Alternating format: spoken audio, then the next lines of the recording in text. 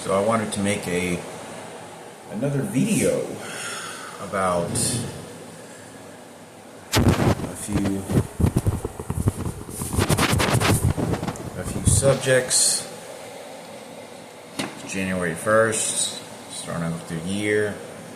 It is about a week before my father's birthday, my birthday as well. But he's no longer here with us to serve. He's no longer here and passed away many years ago, and it's never the best of feelings. It's just mixed emotions, knowing that I don't know why there's this glare. Anyway, as mixed emotions, my father passing away, and we shared the same birthday. Something that we always did is go get something good to eat to celebrate our birthday in life. And he was always happy to get older, but even at his age and living in a nursing home. But I wanted to talk about something that was more serious, more important. That I'm not sure if I made a video on this. I'm pretty sure I probably slightly discussed about it, but it was kind of brought to my attention by an old friend that used to come over to my house. She didn't do the drugs along there. She just hung out and party. A couple of them did. It was Ashley and Robin, which was Robin and used to date Chris Martinez, and the couple used to come over to my house all the time. We used to DJ, and it didn't get bad until later, but it's good for me to talk about because it is very sad about it. My father used to call. I talked about so many times, and when I was 16 years old, it's when I started to have people come over on the weekends, because my mother would go with her boyfriend. I was just abandoned, and I thought it wasn't to me like a party thing because I didn't do drugs. Huge portions of this time I wasn't doing drugs because I was on probation and I was going to rehab and in school. But there were times where I was just totally sober, just chilling, having people come over, and they would just drink. Hard drugs didn't start until later afterwards, with others coming over, which was, I'd say, about a year and a half at most. The thing about this I wanted to talk about is that my father, he'd always call. So my father called a number of times, and I would be in the living room talking to someone, or I'd be outside smoking a cigarette, and or talking to someone, and I wouldn't be near the phone. We had one phone in our house, and it was the old school phones, where it has a doorbell kind of rings sound, like old school. And I was very, wouldn't say just ashamed. It just, I couldn't tell people that my father, and the circumstances, because there was so much money in his house. And Ashley picked up the phone, at least in one occasion, I want to say twice, that I was there. And she just happened to pick up the phone because somebody was calling. And most of the people were comfortable in my house, my parents' house. And my dad was calling saying, "Is Hector there? I'm looking for Hector. Is Hector there?" And he could hear the music at sometimes. And the phone was right by my room where the DJ equipment was, and everybody would rotate. Someone would play for 5 records, 4 records, and then somebody else would play, or somebody would play for 30 minutes, and then somebody else would play. So it was just basically rotating. It was a lot of DJs taking turns. All right, man, is that 3 records, or is that 4 records? All right, come on, Eric or Kevin, and Chris, Bruce, Michael, me, Andrew, who else? I think Ubaid, yeah, Ubaid, numbers of times. Um, who else? Just a bunch of them. Most of them were all connected, knew who we were. There may have been one DJ. I don't think it was anybody that was just totally off the streets we never met. It was sort of a group of people that all went to like Turner, but all knew Chris Martinez and were friends very long times with Eric and all whatnot. And they were all friends with one another. It was basically sort of Michael's posse and group. And I remember Ashley looking at me and says, "Hey, there's a guy saying he's your dad. He says he's looking for you. He says he wants to talk to you." And I remember feeling very ashamed because I knew immediately by looking at Ashley and that it was just like, it was sad. You knew that it was an old man. And I picked up the phone and I kind of turned away for a moment and into my room and said it was my uncle. And I have to call you back. I have to call you back. And I ended the call. And I told Ashley, "Hey, don't worry about it. It's just my uncle." I said, don't worry about it. It's just my uncle." And the reason I said that, and she knew, because I don't know what it wasn't a deep conversation, but it was enough that, that saying that, because my dad said, she said, "Who is this? This is Raymond Palomo." I said, "This guy's Raymond Palomo." So she talked to my dad. She heard my dad looking for me. My dad was asking to look for me and talk to me and visit him. And it was depressing. That's for sure. It got to me and it was very depressing, but I still had to live my life, and I knew he committed suicide in front of me, and he was in a nursing home, and he's safe. But I know that I have to survive for myself, and the reality of having a lot of friends and family and negotiating, my own survival is key role. Going to a nursing home and just plain sympathetic with someone that potentially not only, can't take care of themselves, and I'm doing all these things as his son, but is it going to make me survive? Because I'm going to be thrown more likely. I knew by this time there's a high chance I'm going to be thrown to the streets. There's a pretty good chance. And he's really my only hope, because my mom's boyfriend and my mom, right? Because my mom didn't change her attitude until her boyfriend got involved, and it was just basically them versus me. And they were claiming that they were the protectors of my father and all this other shit. So and she picked up the phone, I think, on one other occasion, and she did, and she heard my dad's voice. And my dad's voice over the phone, it sounded very sad. My dad sounded old, and my dad was,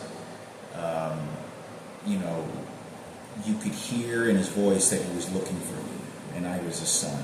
And I knew that she could hear that, and I knew Ashley could hear that, because you could hear. I could look at Ashley, and I've always considered Ashley a very good person, personally.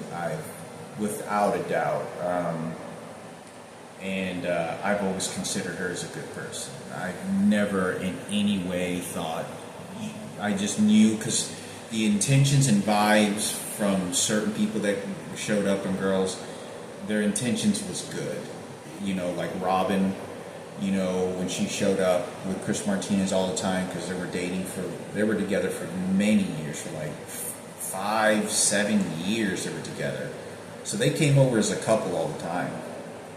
And it was great to have them at the time. Chris would, live down the street, enjoyed, he could drop off his equipment and not have to pick up all his luggage, because I had nowhere to run. And in exchange, he could, it was his equipment, and it was, for everybody. So I do remember that. I remember Robin picking up the phone a couple of times. She said, "Yeah, you're dead." And so Robin and Ashley started talking about it a little bit. But it was just like, I don't think we know what's going on with Hector. But I just said, "Oh, don't worry about it. It's just my uncle." And I just brushed it off as much, because I knew it is not a good thing to tell people when you're living by yourself like that, knowing that other people are coming over and could look at me and tell that I was going to be being taken advantage of, that my dad has $175,000 in real estate value and cash sitting in a bank account, and it's up for grabs, and he's in a nursing home. So immediately that sends red flags of dysfunctional authority in the home, and everyone's being taken advantage of, and I'm very young. They've already graduated high school. So I do, and they keep hitting my chest with the electronic devices, but I do remember that. I just did it a second ago, but like I said, I do remember that, because when I picked up the phone, my dad was like looking for me, and he was like, "Where's my son? I want to talk to my son." And Ashley, one second.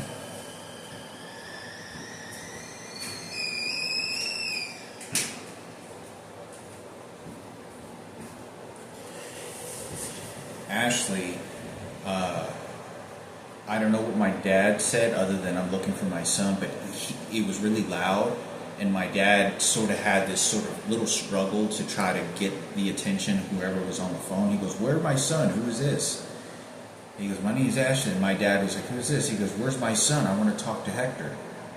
And she picked up the phone at least twice, 2 to 3 times, and that was that I knew of. I'm sure that there could have been other people. I think Michael Ross probably picked up. I know he picked up the phone at least once, and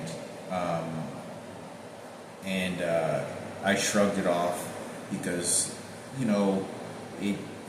couldn't sound as dysfunctional in the home as it seemed, because it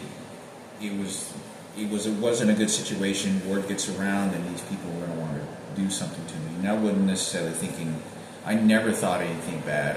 Honestly, that was genuine from Robin or Ashley, because there were very, it's different when you have heterosexual, pretty blonde girls.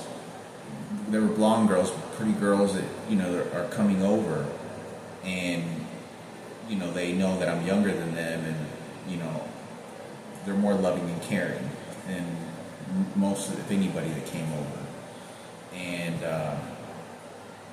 I do recall that, and I do recall Robin picked up the phone a couple of times and said, "Hey, there's a guy, he's an old man or someone calling looking for you." And they were like looking at me, and I don't know how long the conversation ever happened over the phone, but they were willing to ask, "Who are you? You're Hector's dad?" Like, Hector didn't tell us that. So they were kind of like, for the lack of better words, sort of overlooking me, babysitting, kind of overlooking, like there's more important things here than this party or this gathering. And I thought I'd talk about that. I do remember hearing my dad's voice when Robin gave me the phone on one occasion, and Ashley gave me the phone at least on a couple of occasions. And I know Robin, I think, picked at least, I'm going to say Robin at least twice, but that's just what I was there. They could have heard him call, picked up the phone, and didn't understand, because my dad did sound kind of lost, because the way the phone call was, loud music, and at least on a few occasions, and he was looking for me, and he was saying that Hector's my son, and but I never told him. I did say that my father, I didn't go ever, that I could remember. I may have gone into more details than I can remember, other than saying, "Oh, it's just my uncle." I do think I remember saying, "Oh, my dad committed suicide when he was very young, and he's in a nursing home." I don't even think they even knew he was in a nursing home, at least sometime after. So I thought it was important for me to make a video on that, and they heard those phone calls, my dad looking for me and saying I was his son. And I remember, I think I picked up the phone on one of these occasions, and I could hear my father's delighted voice. Like, he didn't care about any of these other people. He was really looking, and he wasn't mad at me. He was like, "All right, we're talking, you're my my son. And that was what happened. So I thought I'd make a video, and that you could hear the old man over the phone, and he sounded like he was emotionally, looking and saying I was his son, looking for me and saying I was his son. So, and it was hard because he would call all the time, and then sometimes there were times when he would call. In the beginning, I would say I was about 14.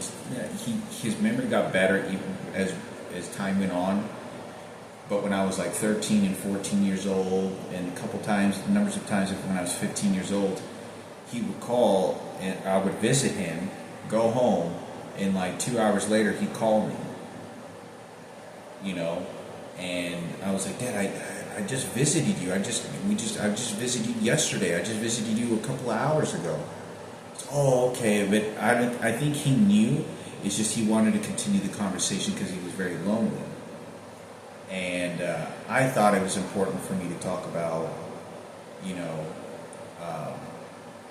because I do remember him, doing that. And I don't know if I made a complete video on that, but it bothered me, because it was in front of these girls, in front of my friends, and it was more like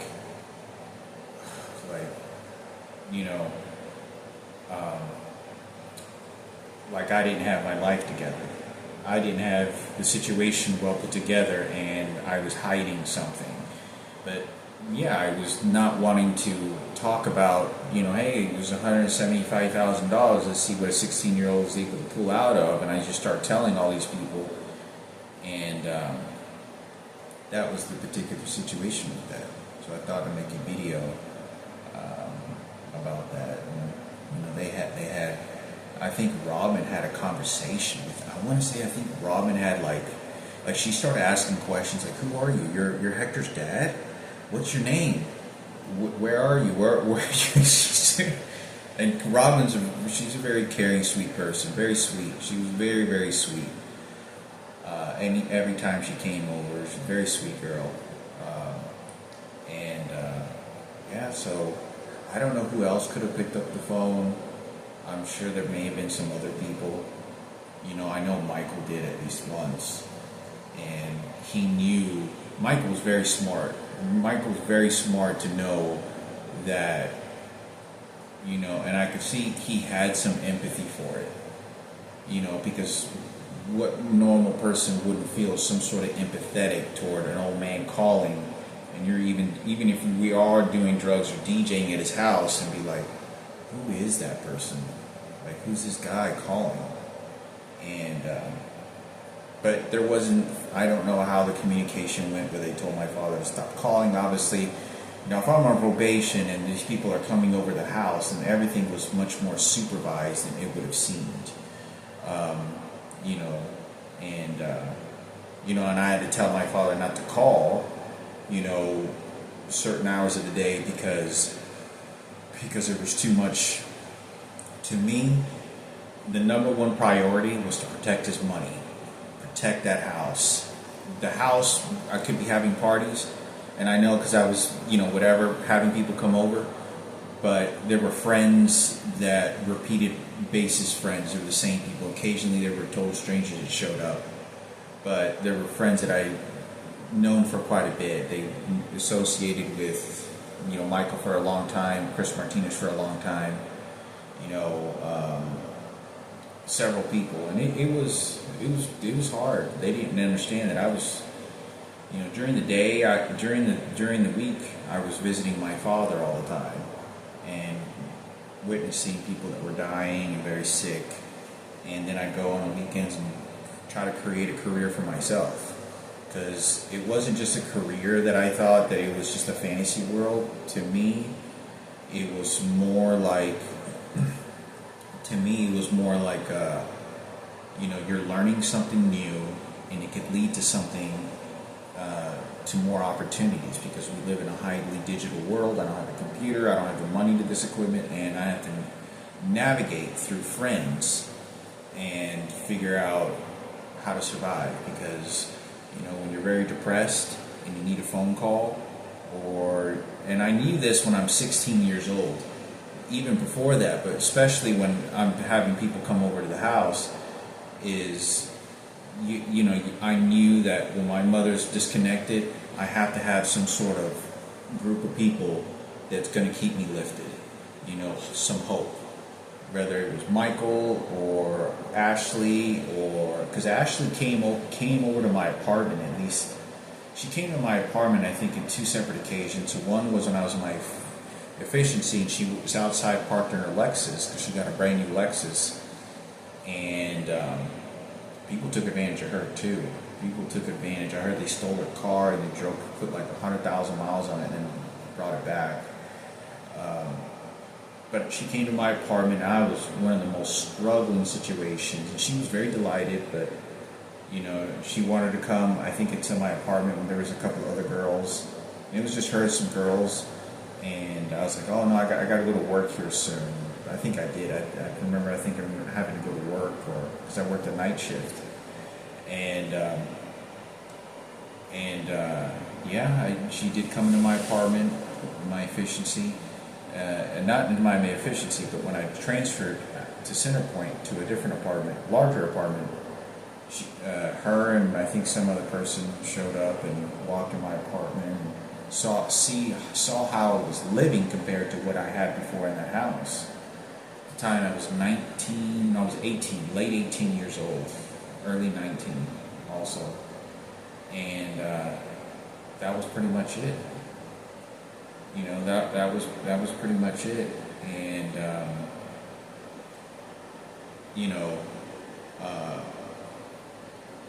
that was the number one thing, is to protect the money from anyone getting a grabs to it. Because when he passed away, if I could prevent a lot of the arguments from going on and from other strangers hearing about it, then I could keep this at least within my immediate family. Because I knew that, okay, well, these people don't associate with my mother. They're going to dispose of me and use me in a likely chance, and then I'm gone. And then they get a house, and that's kind of what happened. But I thought it was important for me to talk about and say, Ashley was very sweet, very nice, coming home, respected the home. It wasn't like some other friends that show up, but there are some other individuals that did show up, but I thought I'd make a clip about it. It was a long, long time ago. That bothered me quite a bit when they heard my father's voice, because it sounded like a desperate old man nobody cared about, looking for his puppy, looking for his son, that only communicated with him. And my father didn't sound in any way angry at all, and he was just like, in search of me, what was going to happen to me, what was going to. So they saw that and they heard that. It was very depressing. I didn't try to stay depressed about it, because at that time, I don't feel that I was very depressed, because I was already watching a lot of people in nursing homes that were very sick. Walking in there, on a regular basis, and always having people come toward you, with wanting attention, was something I was used to. But they were in the last moments of life because their family members didn't care about them, or they were left there because they outlived all their family members, or they just couldn't take care of themselves. That's why they're there. But when you see that kind of stuff, and then you just go back to normal life, to other people it's more affecting. To me, it wasn't. So then people then vice versa think to themselves, well, Hector's a lot more colder or more raw than we thought. And in some cases that was, but it was just because that's the nature of life. That's the nature of what's going on. It's the nature of it. There's nothing that can be done with that's what's happening, that's what we have, and that's what's going on. And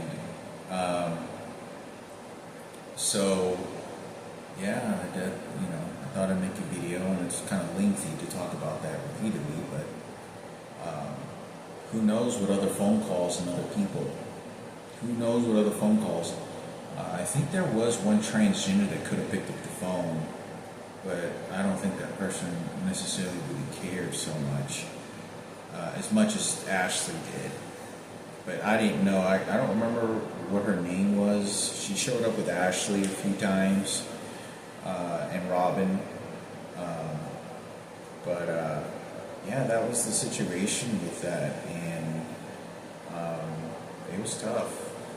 It was tough, because I try to keep that under wraps, you know. But there you go. That's what happened.